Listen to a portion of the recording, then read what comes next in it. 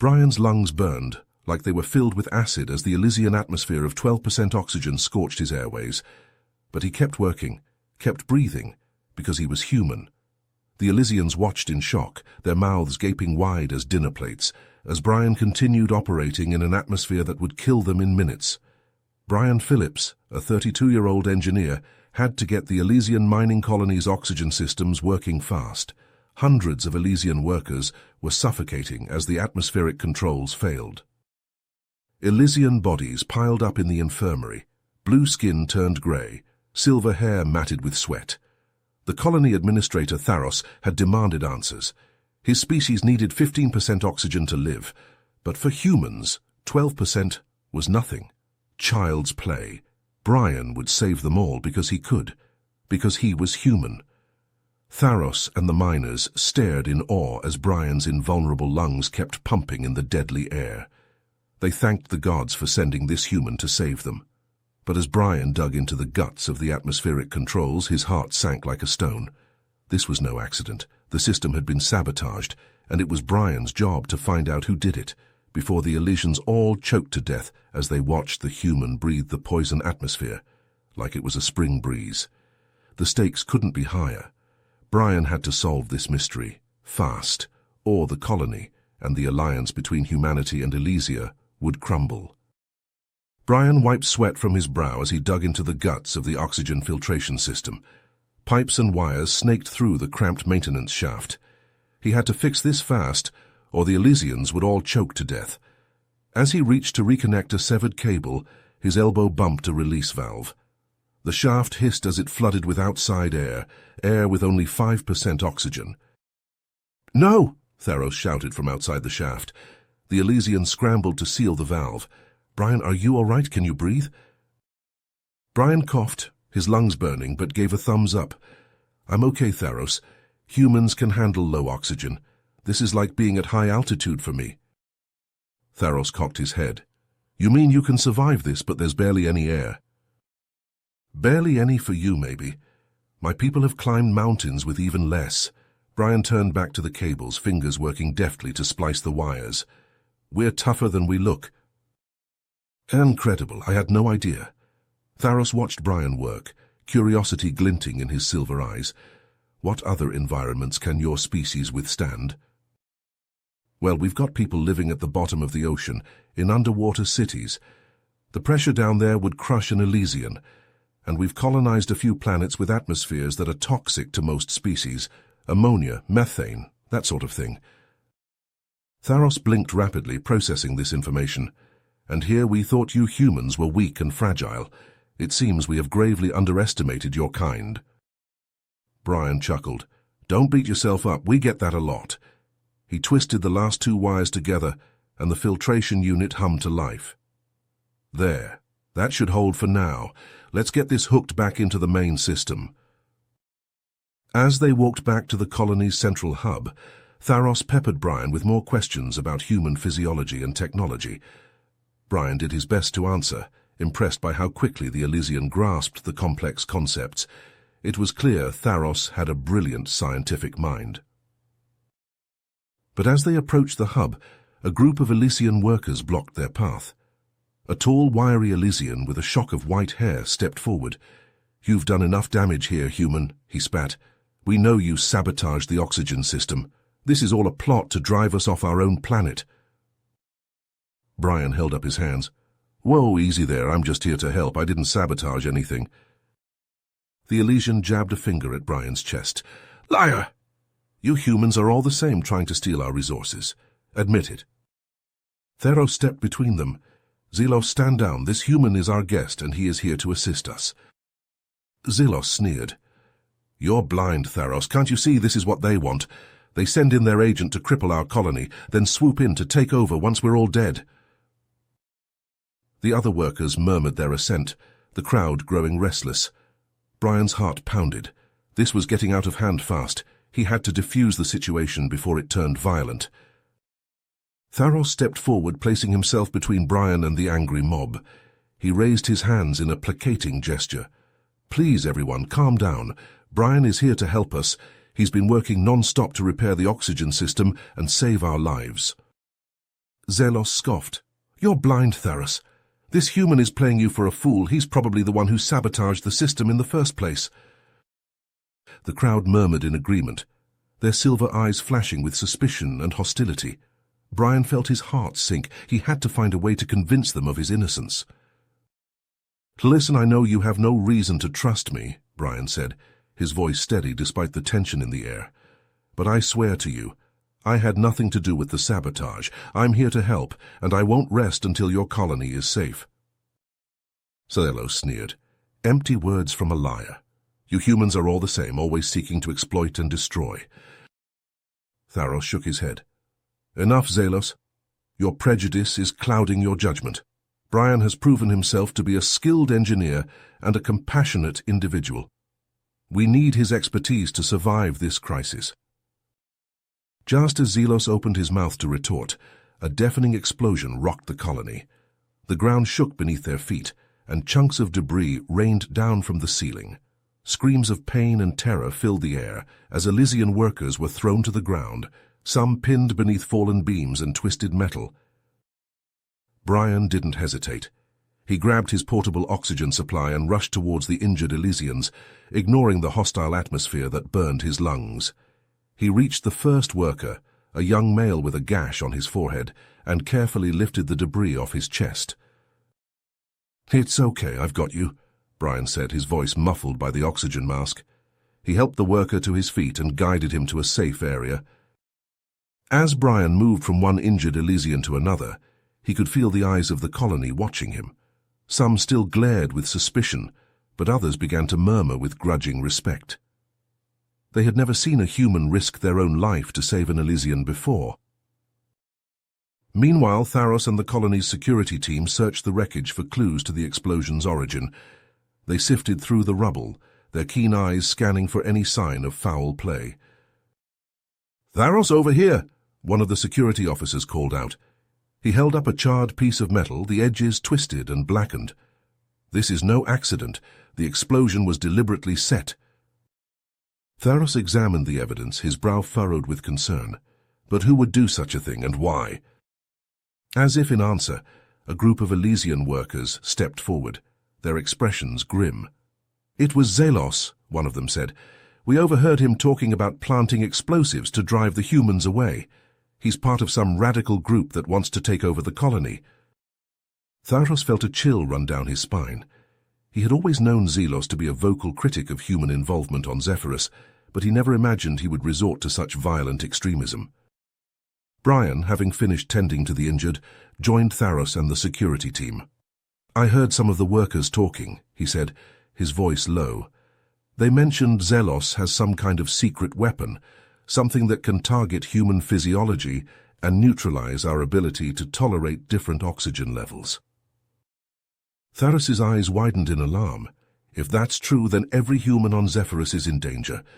We have to find Zelos and stop him before it's too late." Brian nodded grimly. "I have an idea, but we'll need help. There are some Elysian workers who have seen what we're trying to do here.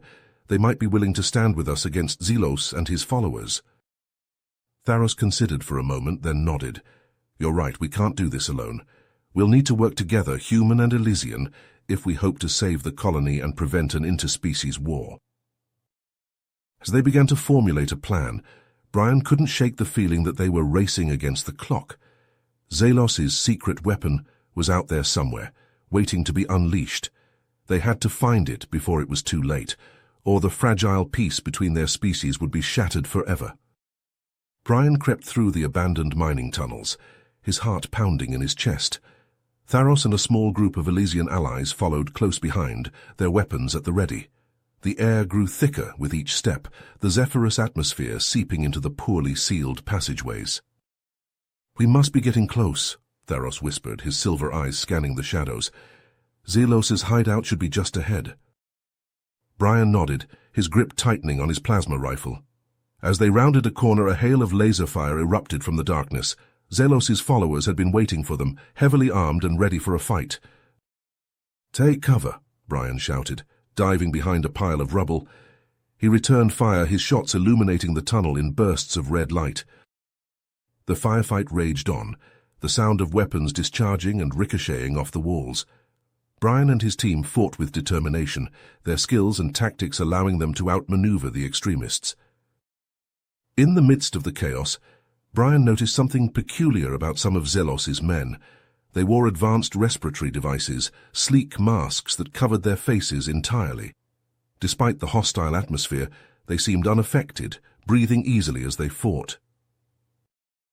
"Tharos, look!" Brian gestured to the masked extremists. "Those devices, they're letting them breathe the Zephyrus air without any trouble."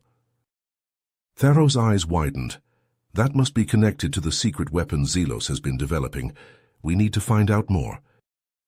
With renewed determination, Brian and his team pushed forward, taking down the remaining extremists. They made their way deeper into the hideout, the tunnels twisting and turning like a labyrinth. Finally, they reached what appeared to be a makeshift laboratory.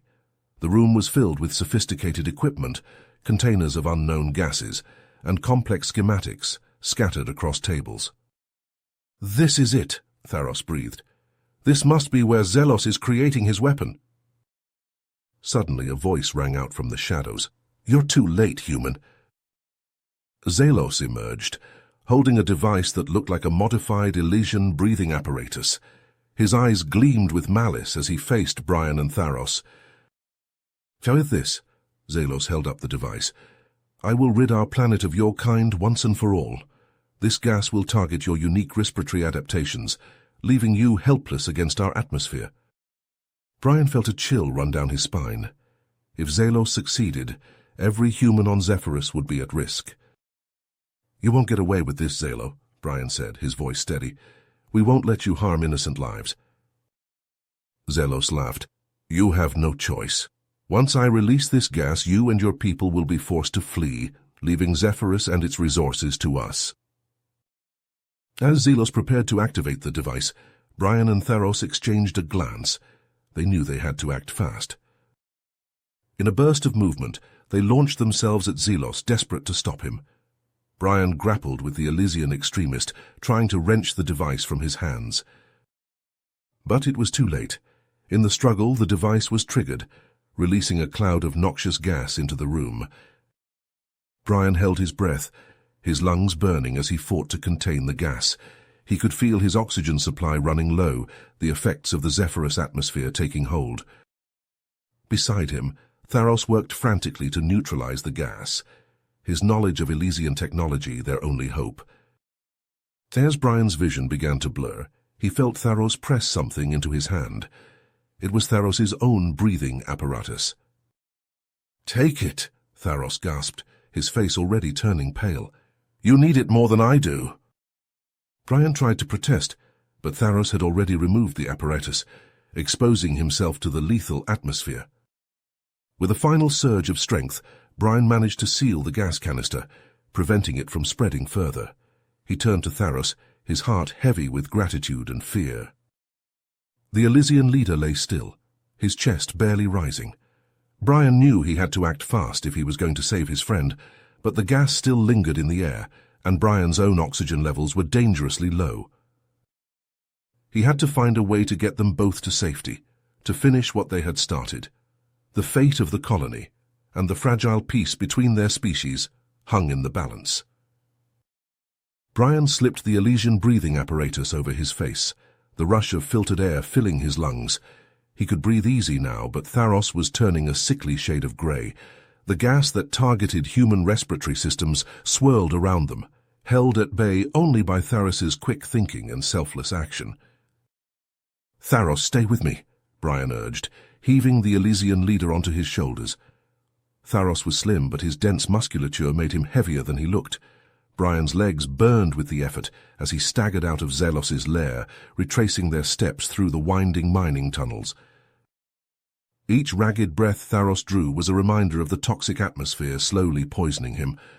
Brian pushed himself harder, desperate to get his friend to safety. The main colony complex came into view, its gleaming metal walls a welcome sight. "Medic!" Brian shouted as he burst through the airlock. "I need a medic here now."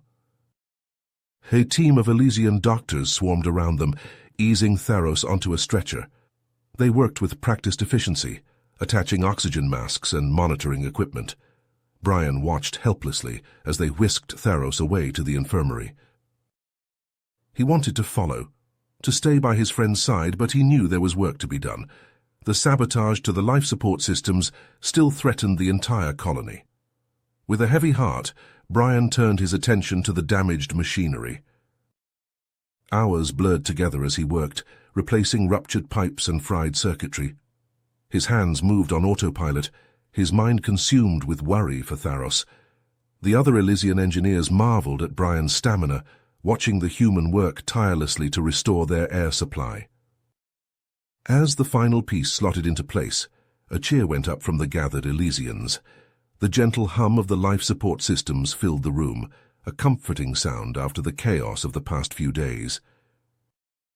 Brian wiped the sweat from his brow, his work finally done. He turned to see a group of Elysian security officers leading a restrained Xelos and his followers away. The sight brought a grim satisfaction, knowing that the mastermind behind the sabotage and the attack on Tharos would face justice. An Elysian official approached Brian, her silver hair tied back in a severe bun. "The Council has requested your presence at a ceremony in your honor," she informed him. "They wish to express their gratitude for your heroic actions in saving the colony." Brian nodded, too exhausted to speak.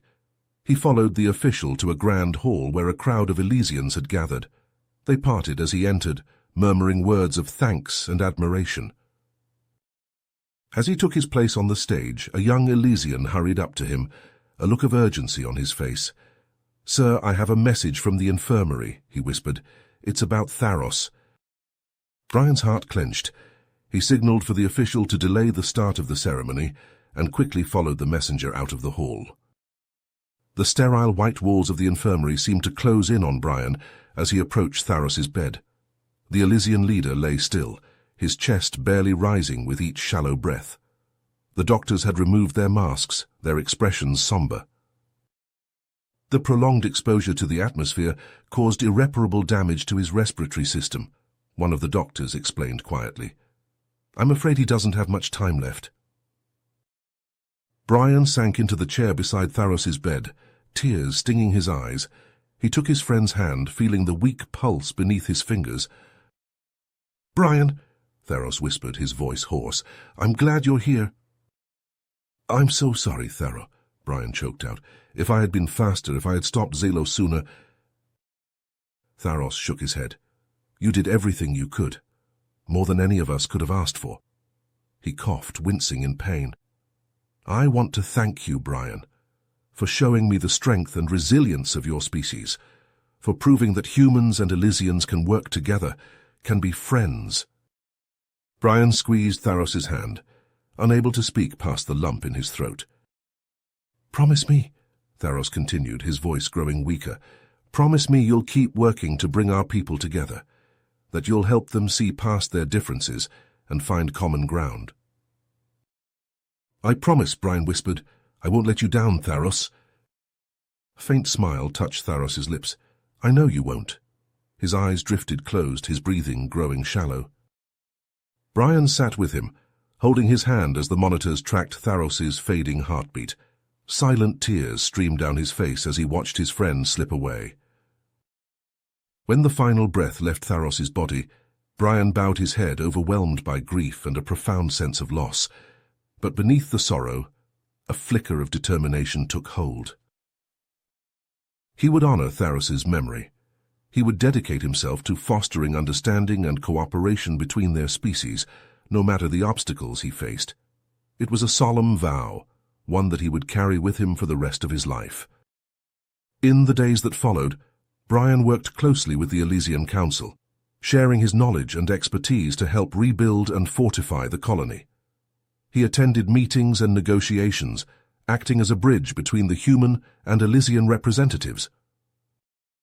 The investigation into Xelos and his extremist group revealed a disturbing network of Elysian supremacists, individuals who believed that their species was superior and that humans had no place on Zephyrus.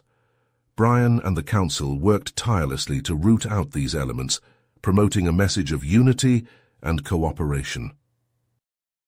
As the time for Brian's departure approached, he found himself standing on the observation deck of his ship, staring out at the stars. The past months on Zephyrus had changed him in ways he had never expected. He thought of Tharos, of the friendship they had forged in such a short time. The Elysian leader's sacrifice had taught Brian the true meaning of courage and selflessness. He thought of the Elysian people, of their resilience in the face of adversity, and their willingness to learn and grow. They had shown him that even the most entrenched prejudices could be overcome with understanding and compassion.